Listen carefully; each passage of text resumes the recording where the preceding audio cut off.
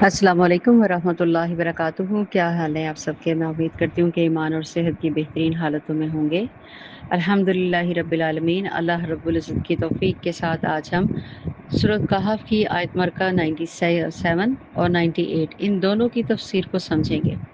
کافی وضاحت کے ساتھ ہے، تفصیل کے ساتھ سمجھیے گا۔ بسم اللہ الرحمن الرحیم۔ فَمَسْطَاعُوا، پھر نہ ان میں طاقت رہی، ان یظہروہ ومستطاعوا لہ نقبا، اب نہ وہ، کون سے وہ؟ یاجوج ماجوج، اس کے اوپر چڑھ سکیں گے، نہ ہی اس میں وہ نقب لگا سکیں گے۔ قال ھذا رحمۃ من ربی، اس نے کہا، اس نے کس نے کہا؟ ذوالقرنین نے کہا یہ رحمت ہے میرے رب کی۔ فَإِذَا، اور پس جب، جاء وعد ربی جعلہ دکا، جب آ جائے گا میرے پروردگار کا وعدہ تو وہ کر دے گا اس کو ریزہ ریزہ۔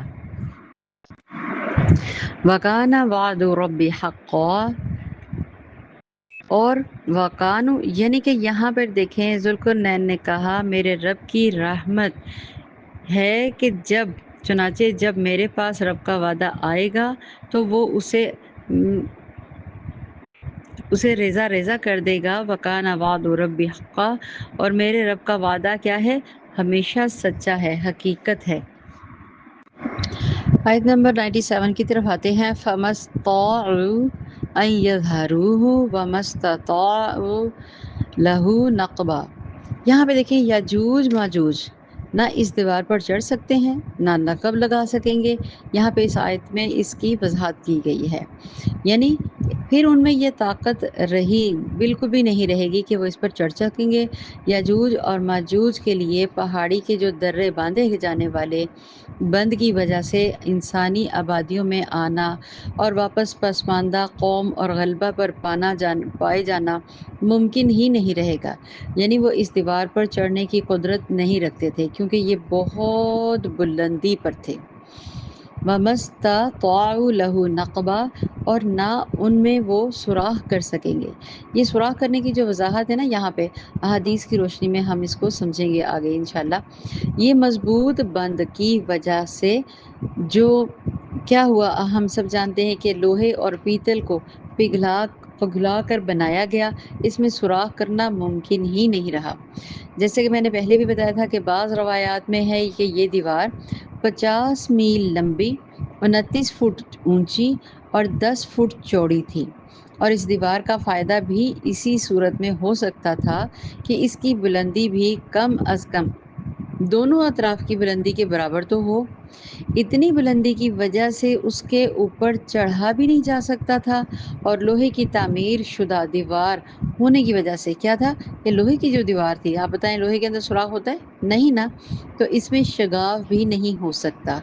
جب یہ دیوار تعمیر ہو گئی تو ذوالقرنین نے اللہ رب العزت کا یہاں پہ شکر ادا کیا جس نے یہ دیوار بنانے اور لوگوں کو آئے دن اس کی پریشانی سے نجات دلانے کی توفیق بخشی، مگر ساتھ ہی لوگوں کو یہ بھی اس نے بتا دیا کہ یہ دیوار اگرچہ بہت مضبوط ہے اور مستحکم بھی ہے، مگر یہ لازوال نہیں چیز، جو چیز بھی بنی ہے بالآخر فنا ہونے والی ہے۔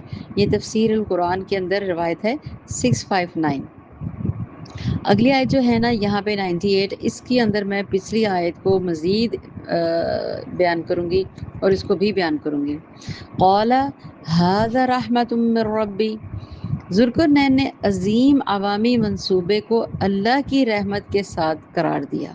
کتنی خوبصورتی ہے، ہم کوئی کام کرتے ہیں ہم کہتے ہیں میں نے کیا میں نے کیا میں نے کیا، یہاں پہ ذوالقرنین کا نہ صرف بہترین حکمران بادشاہ تھا بلکہ اس نے کیا کہا کہ میرے رب کی ایک رحمت ہے۔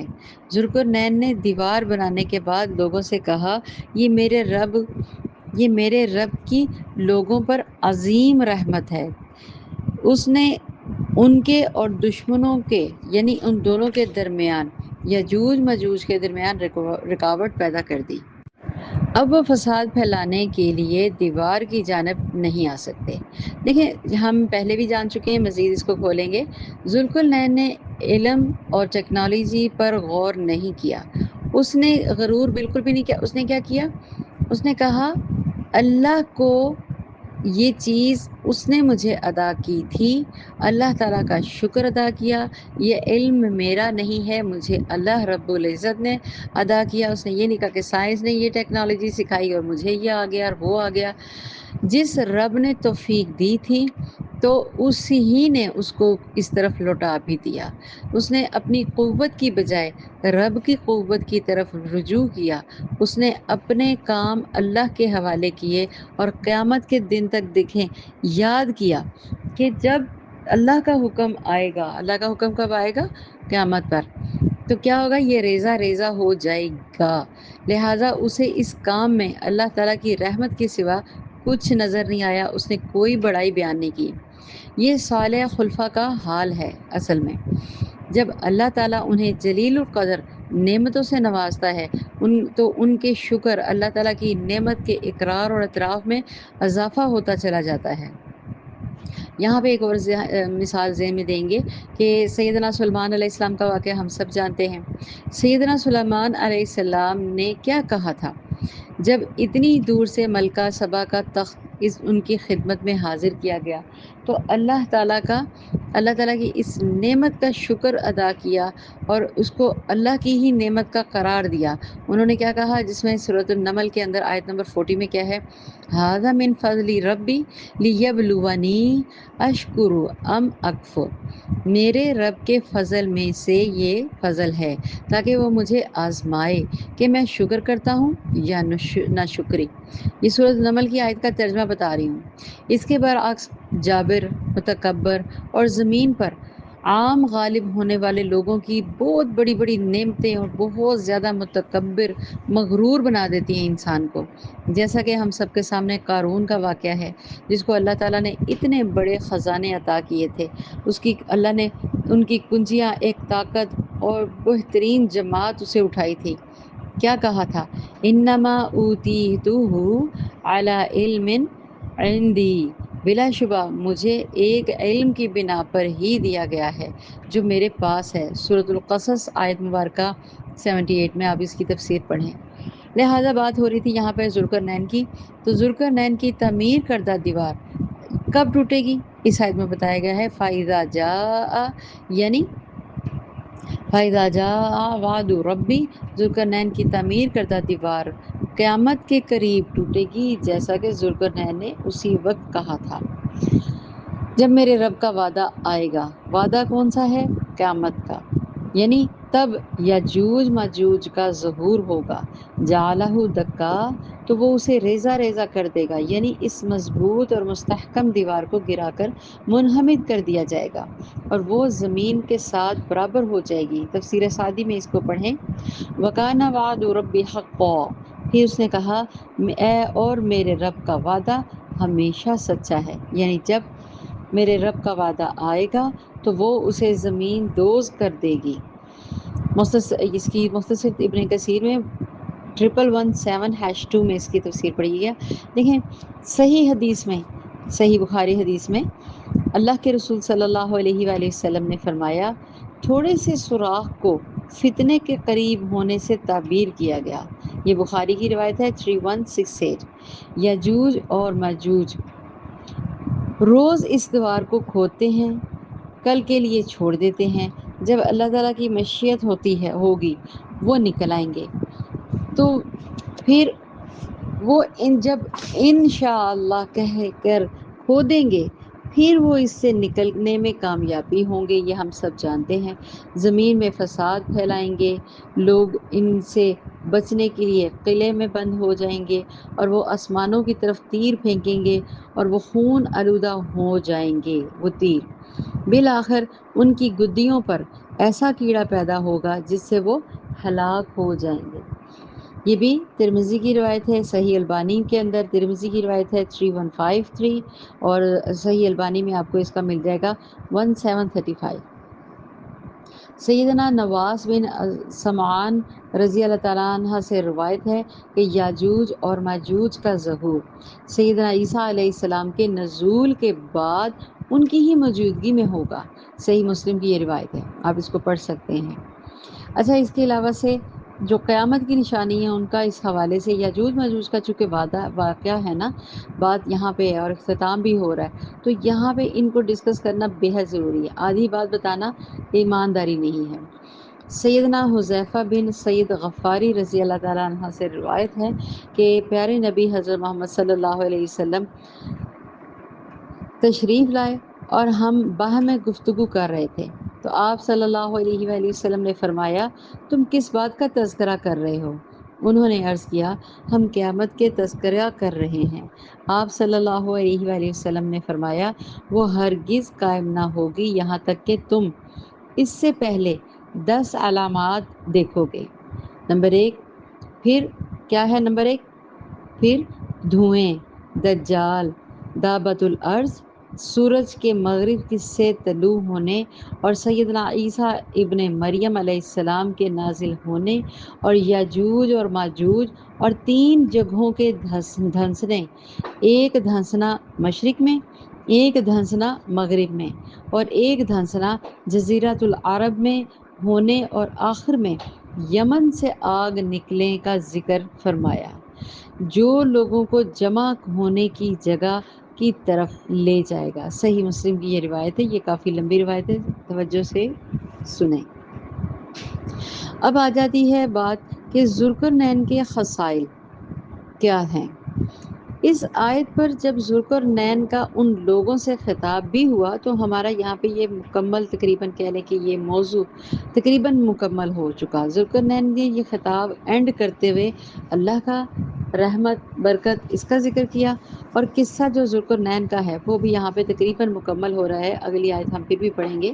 اس میں محض کفار نے جو آپ صلی اللہ علیہ وآلہ وسلم سے سوالات جواب کیے تھے اس کا ہی جواب نہیں دیا گیا، بلکہ یہ بھی بتایا گیا کہ ذوالقرنین ایک بہت بڑا فاتح اور شان و شوکت والا بادشاہ ہونے کے باوجود توحید پرست، آخرت کا قائل تھا، عدل و انصاف کے علاوہ فیاضی سے کام لیتا تھا، نرمی کا برتاؤ کرتا تھا، تمہاری طرح کم ظرف نہیں تھا، معمولی قسم کی سرداریاں پا کر اکڑ بیٹھے ہو اور دوسروں کو حقیر سمجھتے ہو۔ یہ دیکھیں، ہم یہ تفسیر ابن قرآن میں دیکھیں، اس کو ڈیٹیل سے پڑھیں گے کہ وہ ذوالقرنین کی تعریف کی گئی ہے اس کے اندر۔ کچھ لوگ کہتے ہیں نا کہ وہ انبیاء تھے، کچھ لوگ کہتے ہیں وہ اللہ کے ولی تھے اور یہ اور وہ، تو یہاں پہ ان کے بارے میں بتایا گیا کہ وہ کون تھے اور کس طرح سے تھے۔ اب سوال آ جاتا ہے سد ذوالقرنین، سد کسے کہتے ہیں؟ دیوار کو۔ ذوالقرنین کی سد کہاں ہے؟ اس نے جو دیوار بنائی تھی وہ کہاں ہے؟ اس کو بھی سمجھنا چاہیے۔ اصل میں اس کے اندر کچھ اختلافات ہیں، کیونکہ آج تک ایسی 5 دیواریں معلوم ہو چکی ہیں جو مختلف بادشاہوں نے مختلف علاقوں میں مختلف ادوار میں جنگجو کر کے نا قوموں کے حملے سے بچاؤ کی خاطر بنائی تھیں۔ ان میں سے زیادہ مشہور جو ہم سب جانتے ہیں دیوار چین ہے۔ یہ دیوار سب سے زیادہ لمبی اور اس کی لمبائی کا اندازہ 1200 میل سے لے کر تقریباً 1500 میل تک کیا گیا ہے۔ یہ دیوار عجائب الروزگار میں شمار ہوتی ہے۔ اس کے علاوہ اور بھی دیواریں ہیں، جیسے اسے چھی وانگی فغوزر کہتے ہیں۔ اس کے علاوہ ہم آتے ہیں دیوار ذوالقرنین کی طرف، سد ذوالقرنین۔ دیکھیں، جو جبل اللطائی کے کسی در کو بند کیے ہوئے، جس کا ابن خلدون نے بھی ذکر کیا تھا، اکثر مورخین اسلام اس کو سد یاجوج بھی کہتے ہیں۔ جبل طائی منچوریا اور منگولیا میں حائل ہے۔ اسی پہاڑ کے بیچ میں سے ایک درہ کشادہ تھا جہاں یاجوج اور ماجوج کی قومیں حملہ آور تھیں۔ اس درے کو بھی ذوالقرنین حمیری بادشاہ نے بند کروایا تھا اور یہ دیوار اب تک موجود ہے۔ اس کے حوالے سے آپ تفسیر ابن قرآن میں 656 میں اس کو پڑھیں، دوسرے حصے میں۔ دیکھیں، یاجوج اور ماجوج کے بارے میں ہم پہلی مثال دیتے ہیں کہ نبی پاک صلی اللہ علیہ وآلہ وسلم نے اس کے بارے میں کیا رہنمائی فرمائی تھی۔ اللہ کے رسول صلی اللہ علیہ وسلم نے فرمایا، یاجوج اور ماجوج ہر روز اپنی دیوار کو کھودتے ہیں یہاں تک کہ جب وہ قریب ہوتا ہے کہ سورج کی روشنی ان کو دکھائی دے تو جو شخص ان کا سردار ہوتا ہے وہ کہتا ہے اب لوٹ چلو، باقی کل کھودیں گے۔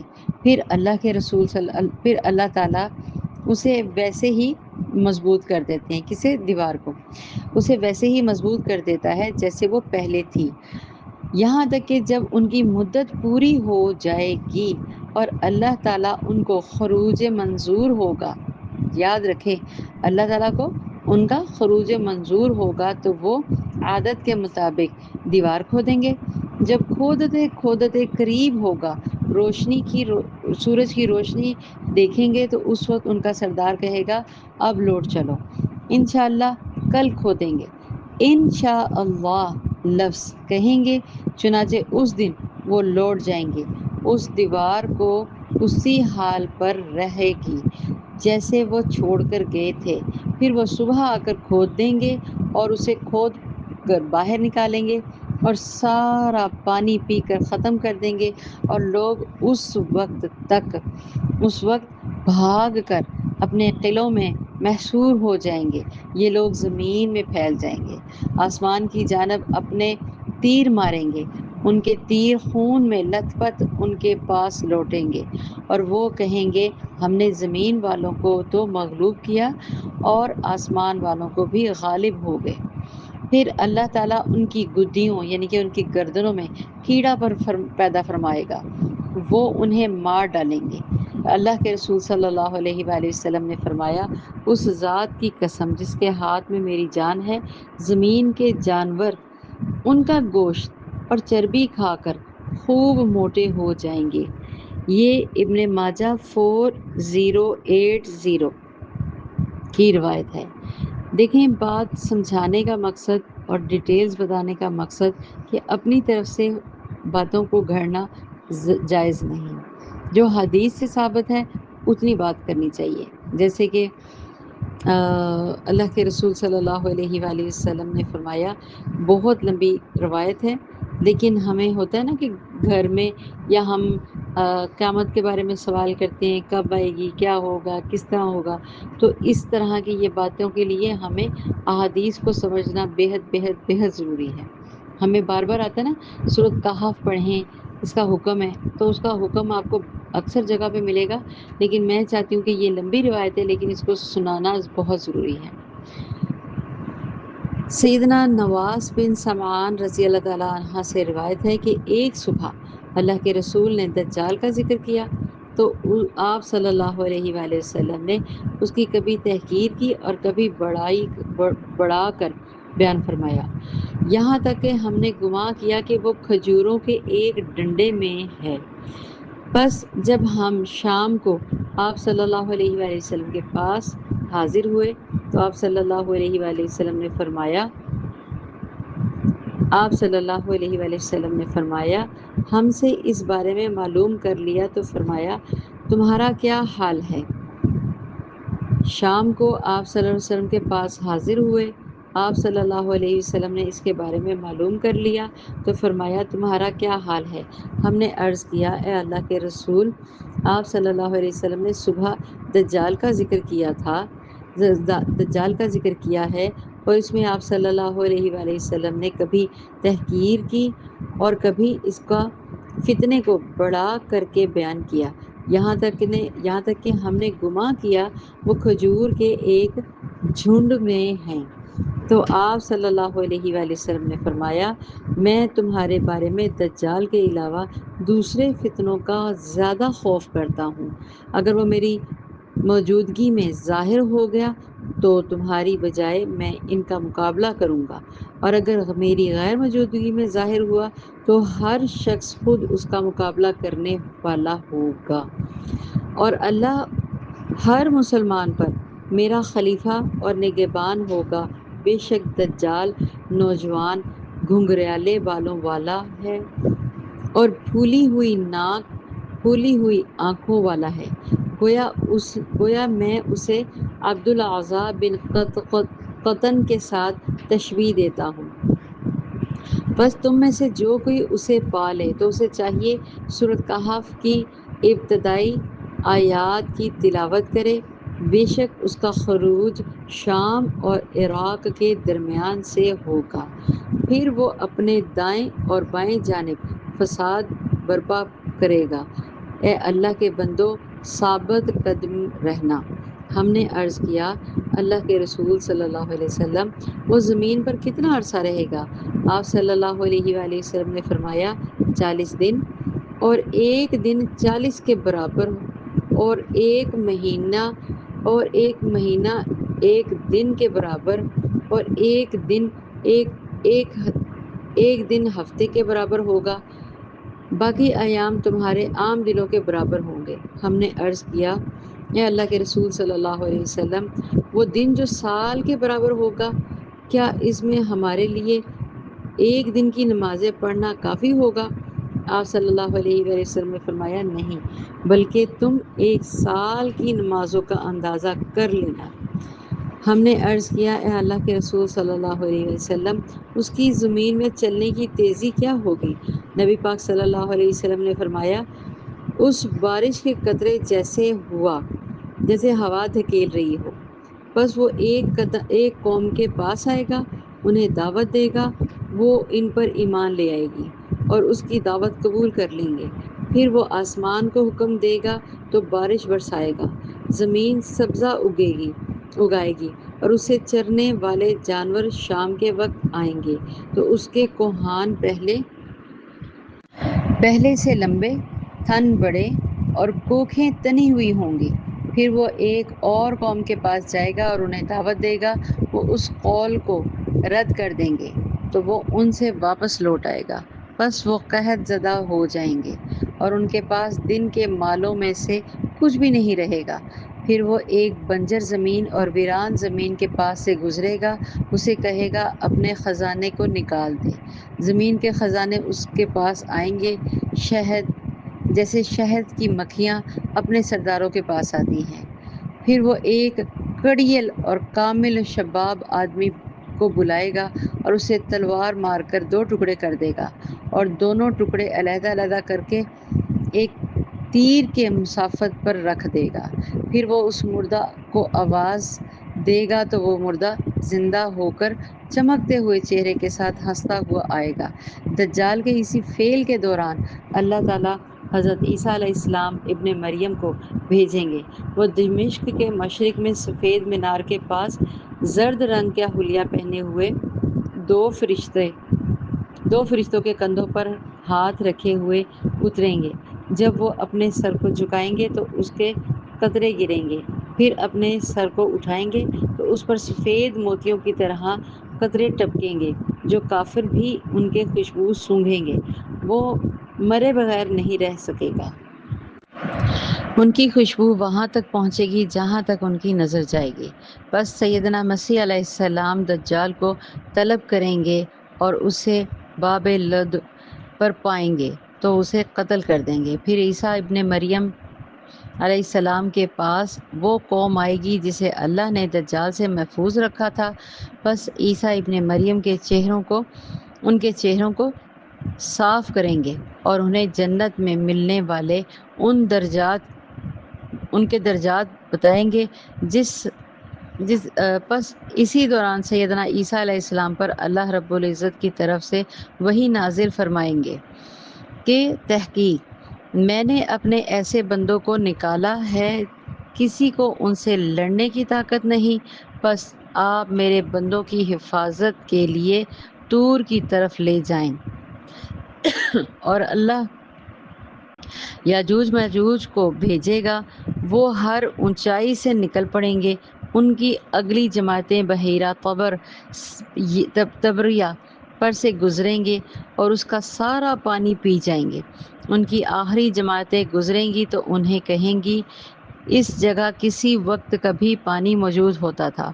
اللہ نے نبی عیسیٰ علیہ السلام اور ان کے ساتھی محصور ہو جائیں گے، یہاں تک کہ ان میں سے کسی ایک کے لیے بھی بیل کی سری بھی تم میں سے کسی ایک کے لیے آج کل کے سود دینار سے افضل اور بہتر ہوگی۔